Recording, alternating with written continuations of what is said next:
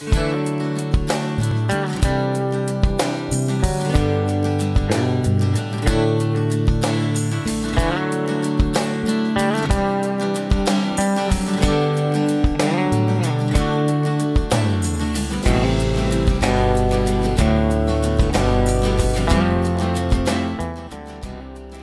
à cette 8e émission d'information sur l'exploration pétrolière dans l'Est du Québec.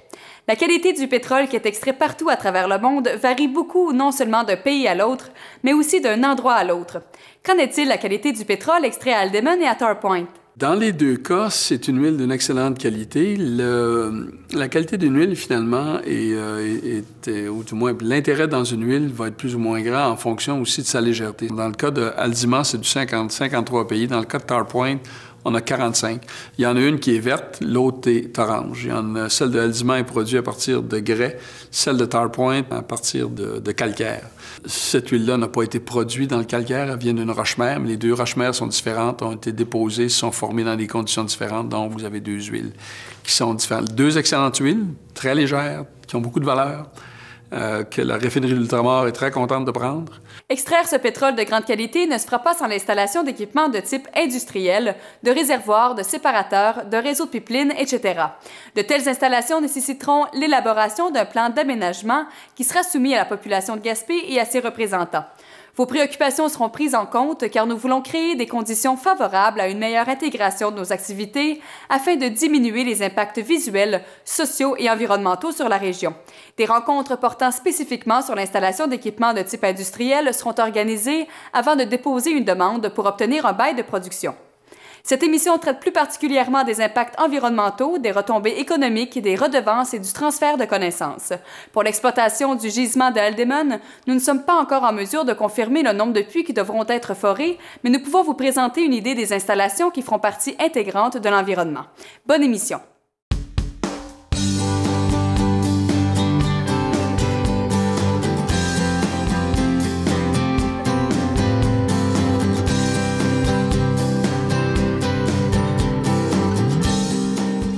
Dans le cas, si on veut donner un exemple, le cas de Bourque, lorsqu'on a procédé à lever sismique 3 dimensions, c'est un grand levé, donc 65 km².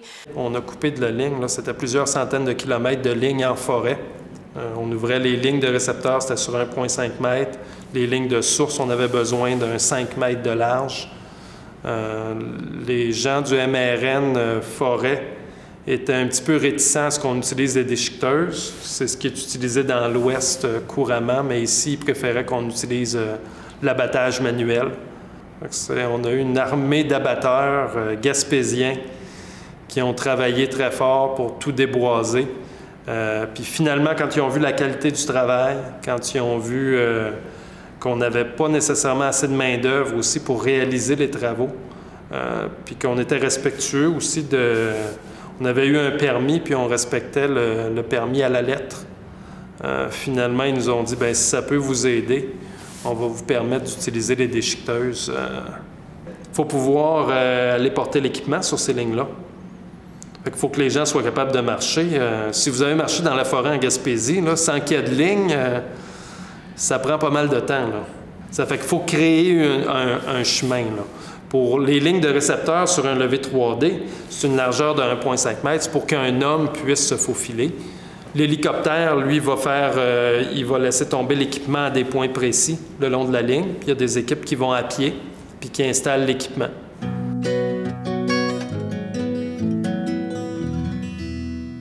Lorsqu'on pense à faire un forage, on parle premièrement de fabrication de routes ou de prendre des chemins qui sont déjà existants. Comme je l'ai dit, présentement, c'est ce qu'on tente de faire. Ça va demander quand même souvent un élargissement, une préparation de ce chemin-là pour le rendre plus dur et plus compact pour accepter du transport plus lourd pendant une certaine période. Et puis, par la suite, lorsqu'on arrive au pad de la construction, justement, de l'espace réservé pour accueillir la foreuse, les roulottes, là, on parle à peu près de 200 mètres par 100 mètres de large. Dès le départ, j'en parlais plus tôt, là, dans le choix même du site, on s'arrange, on est obligé même par la loi d'être à une certaine distance du plus proche cours d'eau. Ce qu'on fait normalement, là, parce que je ne vais pas rentrer dans les détails, fait que dès le départ, on est loin des maisons, loin des cours d'eau, des marais. Chez Petrolia, qu'est-ce qu'on fait? C'est quand on construit notre pad, dépendamment si, disons, je vous donne un exemple, là, vient sur des limites de terrain d'un autre propriétaire, nous, on s'assure de garder une bande d'arbres entre 5 et 10 mètres d'épaisseur tout le long du pad pour que si le voisin arrive et défriche, eux, c'est leur partie, bien, nous, on garde notre bande visuelle là, pour cacher. Pendant la période de forage, plus de va-et-vient de camionnage, il y a aussi le bruit qui est associé lors du forage. Il y a quand même, dépendamment de la zone où on est, du bruit qui est associé, qui est 24 heures sur 24 pendant un mois de temps.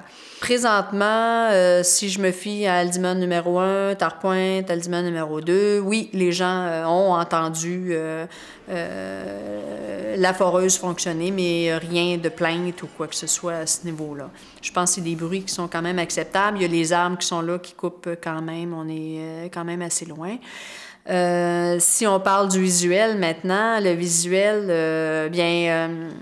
je pense que Tare-Pointe, il y a certaines personnes qui m'ont dit que de loin, le soir, ils voyaient la tour parce qu'elle est illuminée. Alors, mais lorsque ça va être en production, la production, il va y avoir une pompe qui est associée. On n'aura pas besoin des grandes pompes là, de 20 pieds là, dans les airs. Alors, ça va être des petites pompes qui vont être là.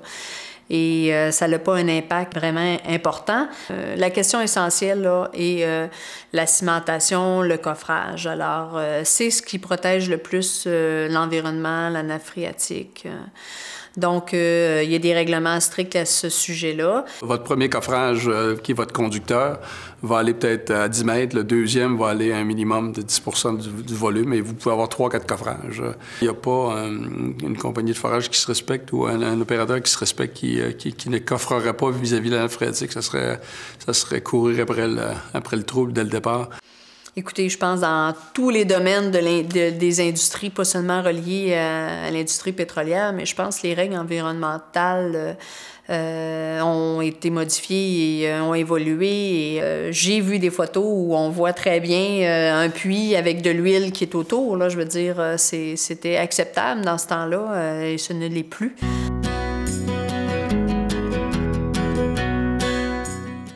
Si on pense des réservoirs qu'on a actuellement qui sont temporaires sur Haldimand numéro 1, il y a deux types de réservoirs. Nos premiers réservoirs, on avait les deux réservoirs reposent dans un bassin. Alors, si une fuite quelconque, les bassins sont conçus pour contenir le pétrole. Par la suite, qu'est-ce qu'on a décidé? C'est de prendre plutôt des réservoirs à double paroi. Alors, ces réservoirs-là, s'il arrive une fuite à l'intérieur, ils ont la capacité d'emmagasiner tout le reste du réservoir. Sur Haldimand, on avait des réservoirs sur le site même du puits. Généralement, il n'y aura pas de réservoir sur un puits. Vous allez avoir un puits, la production se rentre sous terre par un petit... un pipeline, un petit oléoduc, une ligne de production qui s'en va vers un point central où vous auriez vos séparateurs de production qui recevraient l'ensemble de la production et aussi des séparateurs d'essai qui permettraient d'identifier, de tester périodiquement chacun des puits individuellement pour voir comment ils se comportent. Parce que là, ça va être industriel. Alors, tout ce qui est industriel et qui est fixe comme aménagement doit être soumis au ministère du Développement durable. Dans un premier temps, c'est ce qu'on fait déjà. On le transporte par semi-remorque. On fait des voyages un peu comme les voyages d'huile, où 40-45 000 litres de voyages qui sont expédiés en fait par la route jusqu'à la raffinerie d'Ultramar, près de Québec. Selon les volumes, en fait, qui vont être produits, on pourra ultimement, l'étape suivante, lorsque ça sera plus pratique de le transporter, lorsque les volumes sont suffisamment importants, il est fort probable qu'on irait vers un transport par rail, où on ferait des trains unitaires, peut-être pas des trains de 100 wagons, mais tout de même des trains qu'on serait capable de charger près de Gaspé, en banlieue, près du port, et qu'on enverrait à ce moment-là par groupe de 10, 15, 20 wagons. Il faudra regarder la logistique. Tout produit qui pourrait être acheminé sur le ferroviaire va permettre d'améliorer la situation du train en Gaspésie, puis c'est notre souhait. On l'avait aussi avec le dossier du port Propagny, où éventuellement on voulait utiliser justement le chemin de fer pour exporter le propane sur les marchés. effectivement, ça serait une très, très bonne nouvelle de voir que l'utilisation du train là, pourrait être envisagée par l'industrie pétrolière. Et ultimement, si les volumes étaient très, très importants, on pourrait penser aussi à un pétrolier, y aller par pétrolier, parce qu'il y a un excellent quai à Gaspé. Et il y a déjà des lignes. On a un terrain près du port qui nous permettrait de construire des réservoirs pour l'entreposage. L'autre chose aussi, c'est que ce pétrole-là, là, il passe déjà en face de la pointe de Gaspé. Tous les méga pétroliers là, qui vont à Montréal ou qui vont aux États-Unis, là, le pétrole, là, des fois, on dit hey, ça serait terrible s'il y avait une catastrophe. Là. Mais la catastrophe, elle peut arriver demain matin parce que tout le pétrole qu'on consomme passe là, sur la pointe là, de Gaspé. Là.